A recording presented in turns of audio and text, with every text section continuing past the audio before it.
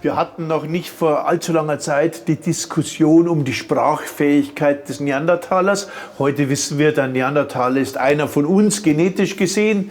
Genauso gab es immer die Diskussion über die Sprachfähigkeit des Homo erectus. Auf alle Fälle war der Homo erectus ein kommunikativer Mensch. Ob er unsere Sprache beherrscht oder eine Sprache, wie wir als Sapiens sie sprechen, oder ob es anders war, das wissen wir nicht. Wir wissen aber, dass er in der Lage war, komplexe Jagd durchzuführen und möglicherweise auch transzendente Vorstellungen hatten. Zumindest weisen uns diese Schädelteile, die in Pilzingsleben gefunden haben, diesen Weg. Denn diese massiven Schädel wurden an Stellen, wo sie nicht einfach von alleine zerbrechen, offenbar intentionell zerschlagen und zerbrochen und dann über der Siedlungsfläche ausgestreut.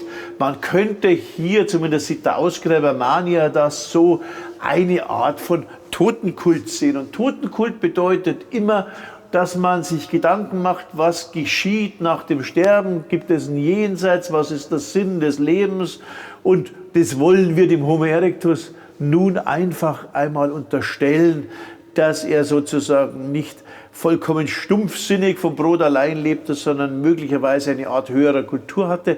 Und dafür gibt es auch einen Hinweis, keinen Beweis, aber den Hinweis. Und dieser Hinweis ist hier dieser Knochen, diese Ritzungen auf diesem Knochen, Elefantenknochen. Wir sehen hier 3 Strichbündel von je 7 Strichen.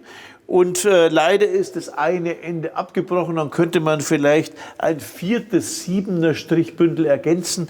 Die sind absichtsvoll mit einem Steingerät eingeschnitten und 3 mal 7 ergänzt 4 mal 7, da denkt man natürlich an einen Mondkalender, an eine Zählung. Und wenn man zählt und wenn man das einritzt, möglicherweise um etwas zu memorieren oder deutlich zu machen, dann bedeutet das natürlich, dass man hier Zeichen vor sich hat, keine Schrift, aber eine Art Notiz.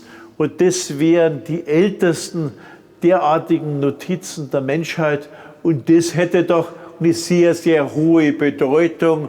Und deshalb ist es, glaube ich, angemessen, darüber zumindest qualitätvoll zu spekulieren, ob nicht der Homo sapiens sapiens, also wir, uns überschätzen und unsere Vormenschen in ihren Fähigkeiten zu gering ansetzen.